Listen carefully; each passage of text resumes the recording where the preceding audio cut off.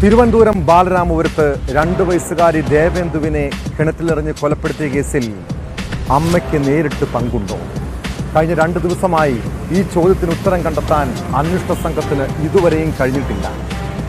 ശ്രീധുവിനോടുള്ള വിരോധമാണ് കുഞ്ഞിനെ കൊലപ്പെടുത്താനുള്ള കാരണമെന്ന് പ്രതി ഹരികുമാർ പറയുമ്പോഴും പോലീസ് അത് പൂർണ്ണമായും വിശ്വസിച്ചിട്ടില്ല. കുഞ്ഞിന്റെ അമ്മ ശ്രീധുവും അമ്മാവൻ ഹരികുമാറും തമ്മിലുള്ള ബന്ധവും ഇടപാടുകളും സംബന്ധിച്ച് നിലനിൽക്കുന്ന അവ്യക്തത പോലീസിനെ കുഴപ്പിക്കുന്നുണ്ട്. കൂടുതൽ വ്യക്തതയ്ക്കായി ഇരുവരുടെയും മൊബൈൽ ഫോണുകൾ ഫോറൻസിക് പരിശോധനയ്ക്ക് അയക്കാനാണ് പോലീസിന്റെ നീക്കം.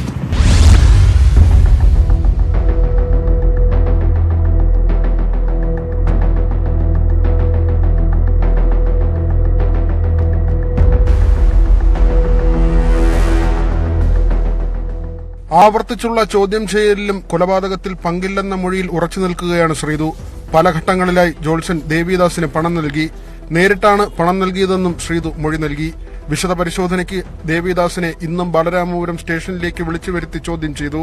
തന്നെ കൊലപാതകവുമായി കൂട്ടിക്കെട്ടാൻ ബോധപൂർവമായ ശ്രമം നടന്നുവെന്നാണ് ദേവിദാസിന്റെ പ്രതികരണം.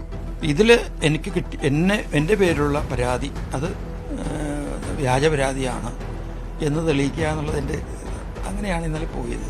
ഒരു വാർത്ത കിട്ടിയാലിടൻ അതിനെ എങ്ങനെയൊക്കെ വളച്ചൊടിച്ച് ആ ആളിൻ്റെ ജീവിതകാലം മൊത്തം ഉണ്ടായിട്ടുള്ള എല്ലാ സംഭവങ്ങളെയും പുറത്തെടുത്ത് എങ്ങനെ വക്രീകരിച്ച് അയാളുടെ ക്രെഡിബിലിറ്റി ഇല്ലാതാക്കാം എന്ന് ഗവേഷണം നടത്തുന്ന ചില ആളുകളുണ്ട്.